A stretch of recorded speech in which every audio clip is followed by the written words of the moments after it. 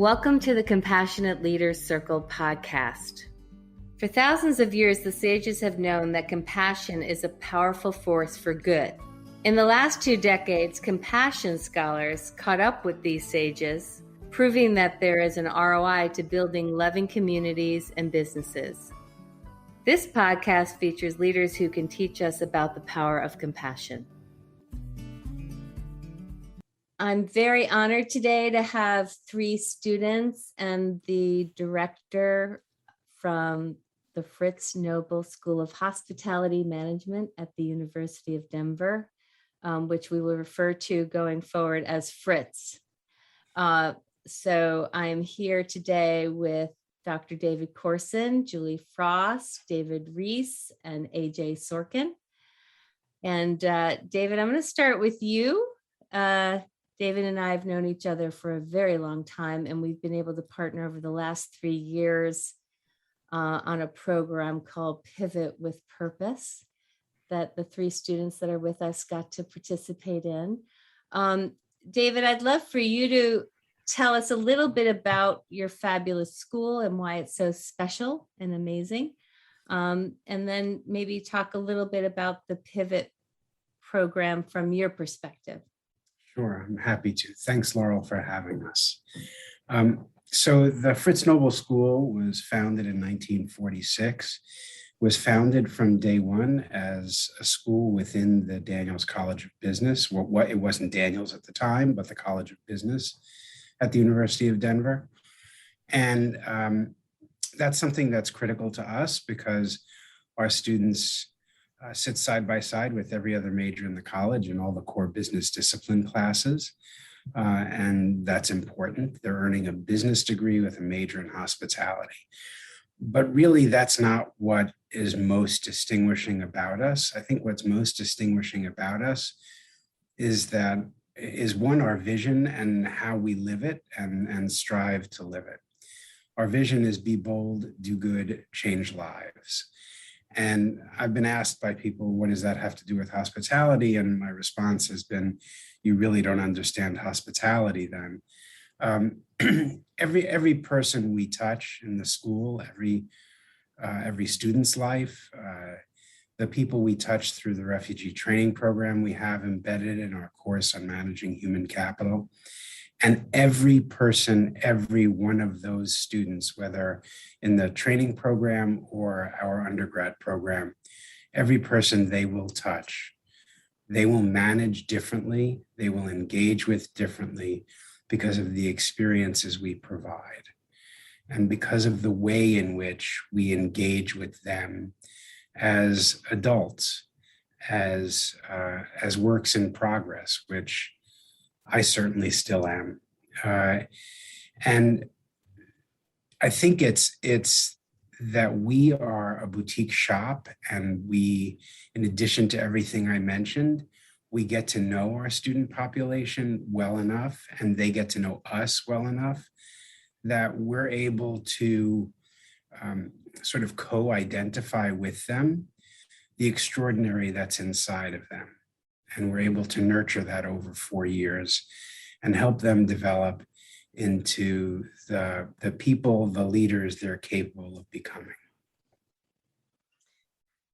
So I'd love to hear from the students. So I know a bit about your refugee program, and I'm assuming that they've all been through that class. Is that true?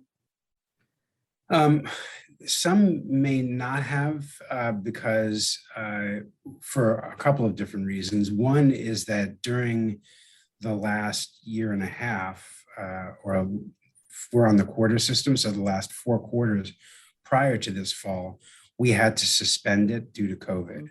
We rebooted it this fall, and I'm proud to say that we're approaching in winter quarter our 10th anniversary of this program. So some may have taken the class without that component. Others may, I'm guessing that there's nobody in the situation of holding off until we brought Rob back. Okay, but let me just have you explain, Rob, because I respect you so much as an educator, and I think this is one of your crowning achievements, and I want you to tell us about it. Thank you.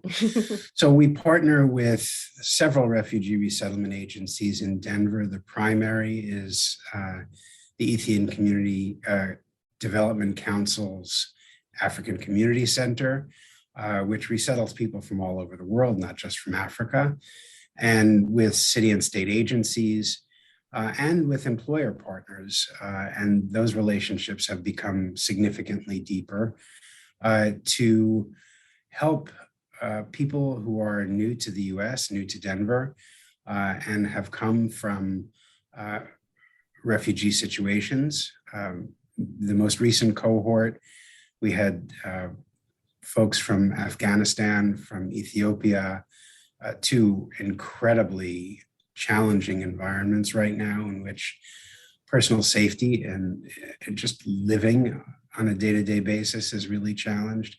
The Democratic Republic of Congo, which has been such a place for years. And those folks, and two other countries that escape me right now, and those folks who had been in Denver anywhere from 2 weeks to a maximum of about a year and 3 months, I think, went through a 5-week training program and worked with students in our course on managing human capital to help get them job ready. I'm really proud to say that in addition to the recognition that we've received for this program from the US Department of State, through international awards for curricular and teaching innovation, that probably the greatest reward from this program is that we're able to tout statistics like this recent cohort was 100% employed the week that the program, in the 5th week, right before it ended. So they all graduated on a Friday and started work on Monday, all working with a single hotel management company here in Denver. Wonderful. I know you have great partnerships with the industry, so that's just a great example. So Julie, AJ, and David, you're all seniors, is that right? Yes. I got to meet you a few weeks ago and spend time with you at our Pivot with Purpose program. And the reason that these particular students are here is part of the program was to do vision pitches around their future. And they were selected to represent their class from their peers. But before we get into your pitches, because we're going to have you share that, 2 questions for each of you, and we'll go around. So one question is, what's been a highlight in your Fritz experience over the last 4 years? And what you personally got out of the Pivot program, which is our partnership. So AJ, why don't you go first? I just want to start by saying it's nice to see you again, and it's wonderful to see everyone as well. Sorry if I sound a little raspy. I'm just getting out of a cold, so my voice is still a little gone. But I would say the crowning achievement of my experience with Fritz was a work experience I had. Or can it be work, or does it? Yeah, anything, Okay. Anything. School, work, life, all 3 are good. Gotcha. I would say the crowning achievement was the most recent internship program I completed. That's actually one of the benefits I really think that comes out of the Fritz Knoebel Hospitality Management Program is the work hours opportunity, which it's a 1,000 hour minimum.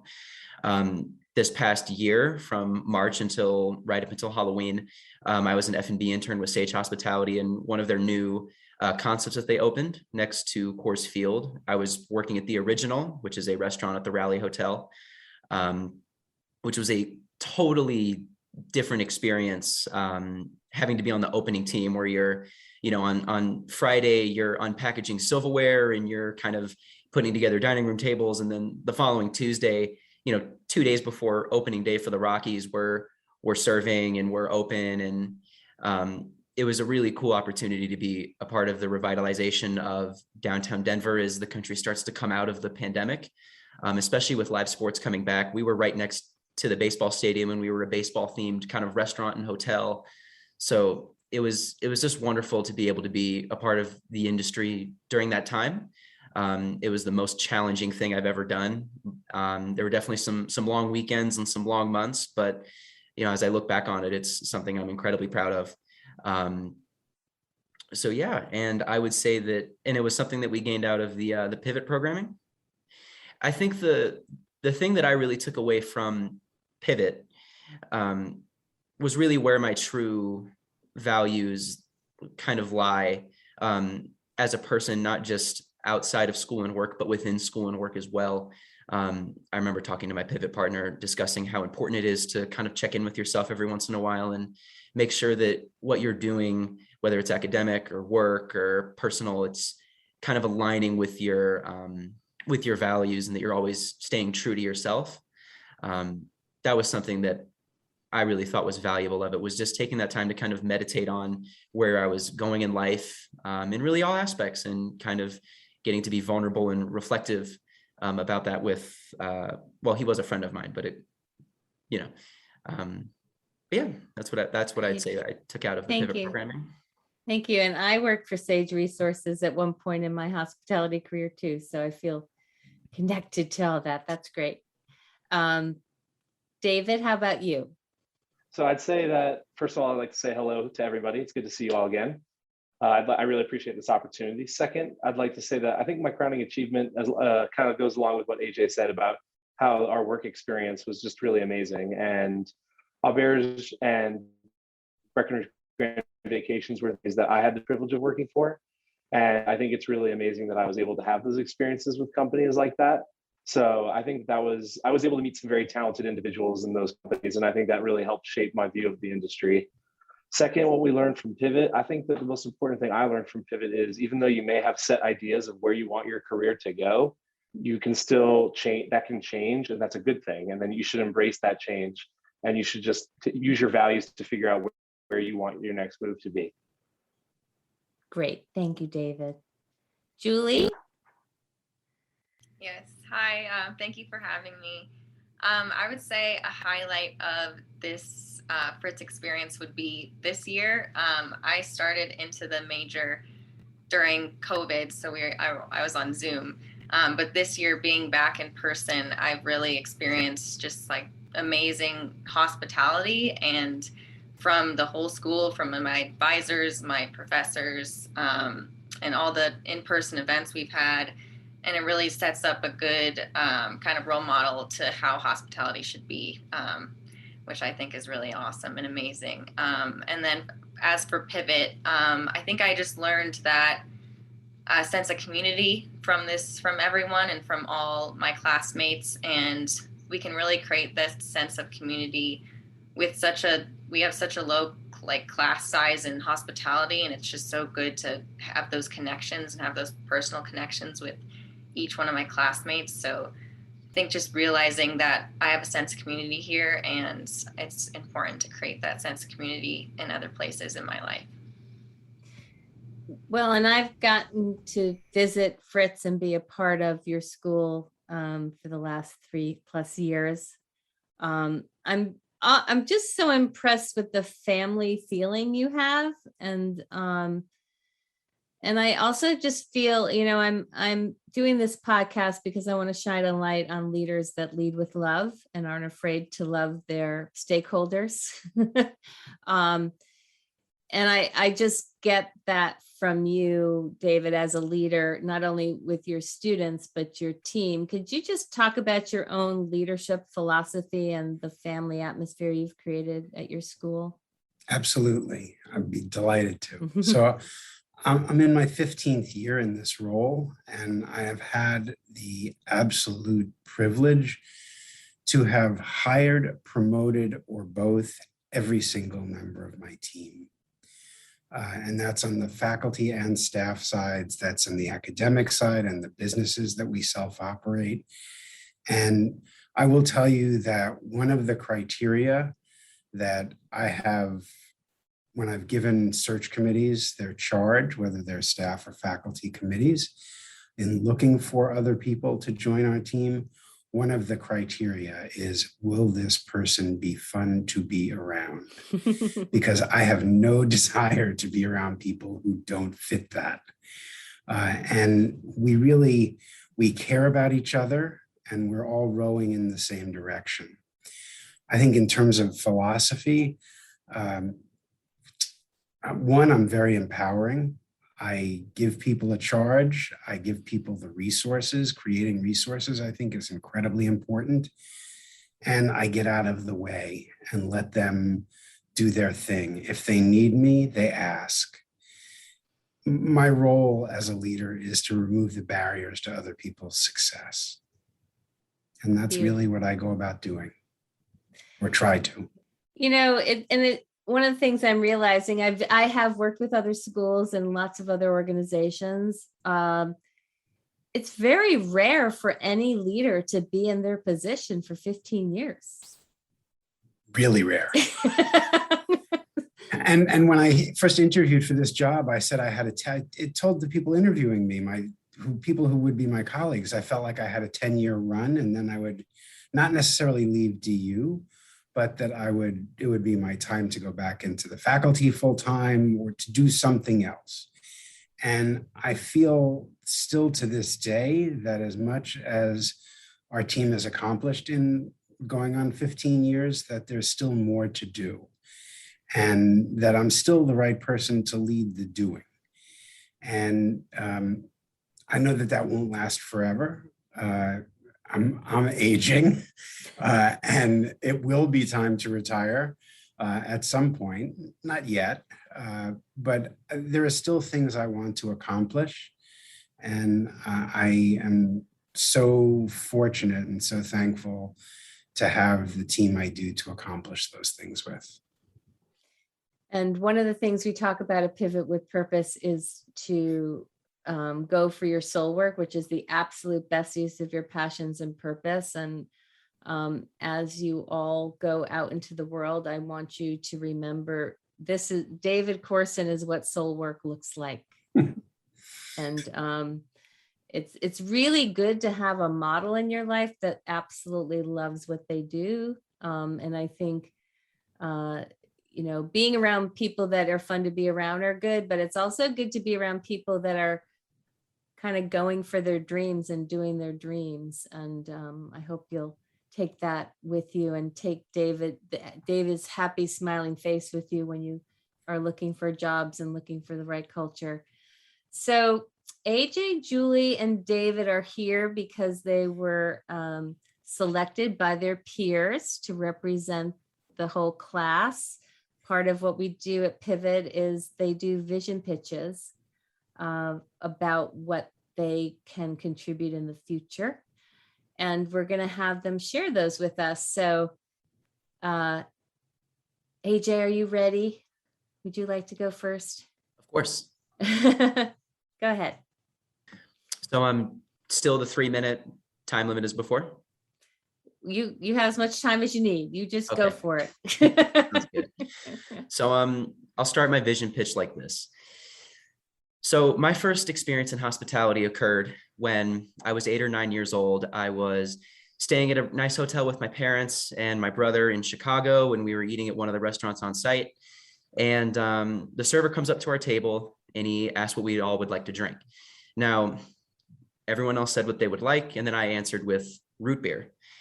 I didn't think anything of it. The server walks away from our table and he comes back with everyone's drinks, including an ice cold bottle of root beer for me and a little glass of ice.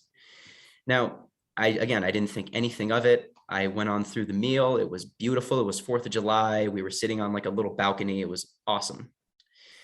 Some years later, my dad ended up telling me that server knew that he didn't have any root beer in the back, that he had actually gone to the host stand, had the host call down to the front desk, had the front desk agent, tap a security guard to go walk across the street to the convenience store to buy a 6-pack of root beer, walk it back to the hotel, bring it up to the restaurant, but then also leave some in our room as well.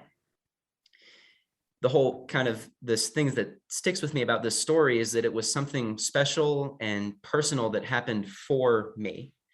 And the staff, they didn't know who I was. We were just another family traveling in. We were just visitors, but they went out of their way to do something special and impactful for me and for my family. And that was kind of the moment where I fell in love with hospitality, and it's something that I've carried with me throughout my time, through the various work experiences I've had. I just really get a kick out of doing special things for people just because I want them to be happy. And, through the last couple of years, we've seen a lot of people who put on these experiences for the guests who come to our industry for leisure and for fun and for happiness. We've seen them leave the industry and they're not coming back. And, I've kind of had some time made to reflect on why that is. And, the whole something happening for you being a hospital act, I'm totally stealing it from Danny Meyer. I'm just stealing it. But the inverse of that is when something bad happens to you, it's something happening to you, which is a bad thing, as opposed to something happening for you, which is a good thing. And I just have kind of observed and talked to some peers of mine as I've had various work experiences, that the reason that people leave this industry and they don't come back is because they feel like things just happen to them all the time. Whereas they're the ones going above and beyond to do things for the guests. They don't feel that in return, whether it's from the guests, but also from leadership in the industry as well. So my vision as I move on into my career and I move on into a leadership role is I want to be someone who helps restore the balance of not only going above and beyond to do things for the guests, but also to do things for the people who make this industry what it is, which is the people that work in it. It's your servers, your front desk agent, your front desk agents, your housekeepers, your bellmen. Your peers make this industry special. And I think some of that has been lost. And I think restoring some of that balance is the way to move this industry forward, and to show people that this industry is special and it is worth making a career out of. And that's something I hope to carry with me. And that's my vision for the future. Beautiful. And I'll never forget the root beer story. That's an amazing hospitality story. Thank you, AJ. Thank you. Julie. Yes, hello. I want to start off by introducing myself. I'm Julie. I'm from Omaha, Nebraska. And by 10 years, I want to really be an entrepreneur who's really happy, successful in something that combines all of my passions in one. And some of these passions are music, hospitality, as well as food and beverage. So you might imagine that my vision is to own a restaurant with live music. And within that restaurant, I want the culture to be really happy, as well as I want to lift up the people I work with and give them the strength and free from any anxieties, as well as help them through any issues such as mental health and social anxiety. I really care about this part of it because I struggle myself with a lot of anxiety and social anxiety, and I actually came into hospitality when I was about 16, and I took a hostess job because I knew that would challenge me, and I knew I would be better at communicating with people if I was in that every day. And throughout that, I've learned that it does help and it does work, but with the right people and the right culture. And with the wrong people and the wrong culture, it will be really destructive. So I really care about creating that good, happy culture for everyone. Life's too short to care about these anxieties and these worries that we all care about. So we might as well be happy while we're doing it, and we might as well create these happy environments for other people. This year, to go towards this vision, I really want to be confident and be myself. I've kind of been enclosed in this little box throughout my whole school life, and to kind of go towards this goal, I really want to break out of that box, and I hope that will bring me success and happiness, and I really hope that I can bring that to other people as well. Thank you. Well, I'm confident you will, and I am so proud of you for getting out of your box with us. And I think in all industries, having clear conversations about mental health is so important. So I'm going to support you in everything you're doing, and please keep in touch with me on what you're doing and how I can help. Okay. Thank you. I will. Last but not least, David Reiss. Okay, so first of all, I just want to say I'm very honored that my peers selected me to do this. I hope I do them justice, and I hope I make them proud. And my name is David Reiss. I'm from Naples, Florida, and being David Reiss means three things. I like having fun, I like helping other people have fun. And I like the modern hospitality consumer because they crave the authentic experience. And I find that we as a society are facing a real problem, and that is that technology has disconnected people, especially our families.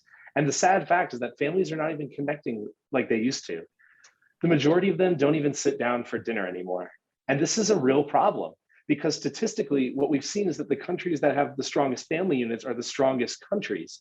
And I find that that is what our industry needs to focus on. And I also think it's important to note that the family unit in the United States has changed in the past 50 years, but that's a good thing. And our industry can play such an important role in helping our families become stronger and more connected.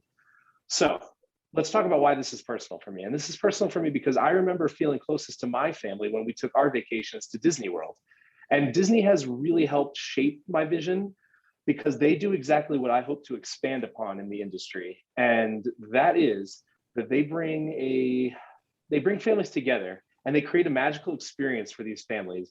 And I want to help people feel the closest to their families that I felt to mine during our vacations.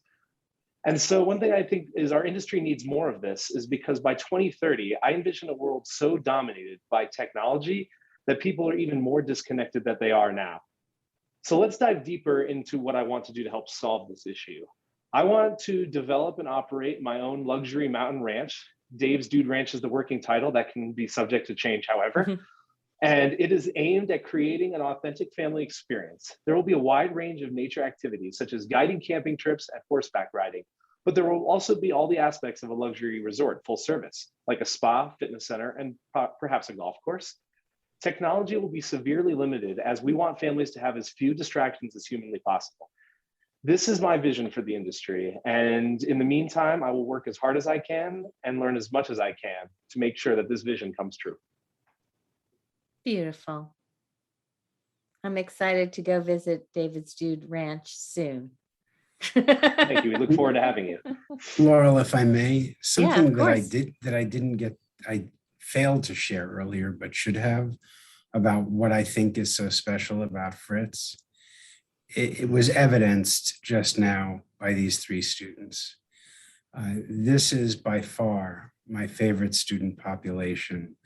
I love that they're smart. I love that they are unafraid of the hard work of the industry. They roll their sleeves up and they just do it. And I love their hearts. They're just genuinely good people.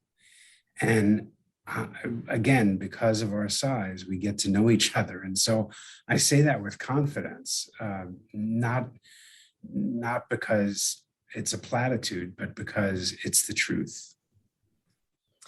Well, I think it's also the truth in my experience of you, David, and your students is that you are building the future compassionate leaders in the hospitality industry because of the values you bring and what the values the students bring. Being a hospitality student, when I was in hospitality school, I really just thought about service, but I feel like you're connecting them to such bigger ideas about the world and about people. And I so appreciate that. So I have a lot of hope for the future, your futures and the future of the hospitality industry that needs new leadership and new ideas. So it is an honor that I get to work with you all and be with all of you today. Let's close out our podcast today with what is something you hope for the industry? You know, as you look at the industry today, and the reality is, yes, I appreciate AJ bringing up that a lot of people left, and we're going to have to attract new people. Julie talked about mental health being an issue, you know, for all industries really, but we definitely need to address it more overtly in this business. David talked about fun and change and technology. All of these things are swirling around you all. But I'd like you to, if you can, we'll leave everyone with some hope. So what is and we'll start with David, because why not? What is your biggest hope for the future of the hospitality industry? I think my greatest hope is that the industry comes around to recognizing what it takes to create a humane workplace, and that ESG programs don't matter a whit if your workplace isn't humane. That's the ESG we need to be focused on first. Nice. Julie? I hope people can just be more passionate about this industry and realize why they started in this industry and why they came here, because they love it. And I think once we bring back that passion, people can be more caring to each other, more kind to each other, and the guest as well can do that and see that. AJ? To play off of my pitch, I would just say balance in terms of support, not only for your staff, but also for the guest as well.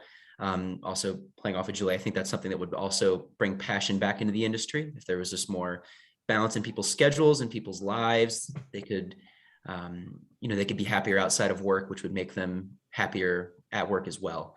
So I would just say that balance would be the thing I would like to see the industry find. Great. And the other David will wrap us up. I think we have seen a trend in our industry that the companies in the industry are starting to place more of an emphasis on their employees and their guests over profits. And I think my hope for the industry is that we just see that trend continue and live up to its fullest potential. Amen. David, just as a closing, why don't you share how people can learn more about your beautiful school? Absolutely. You can head to the Daniels College website, daniels.du.edu, and we're searchable through Fritz Knoebel. You can navigate to us through the Daniels site, or look at our social media, which the students probably know the hashtags way better than I do, but everything is at Fritz Knoebel. And engage with us, because if someone's interested in playing and helping us move toward the industry that the students just shared a vision around, then we're happy to play. It's been an honor to be with you today. Thank you so much. And I'm just cheering you on and hope that you have more fun than you think you're going to have your last semester as you wrap up towards graduation. Thank you very much. Thanks, Laurel. Thank you. Thank you for everybody. this wonderful opportunity. Thank you. Thanks for listening to the Compassionate Leaders podcast. You can learn more about us at compassionateleaderscircle.com. Please join us each week as we shine a light on compassionate leaders making a positive impact on their communities and the world.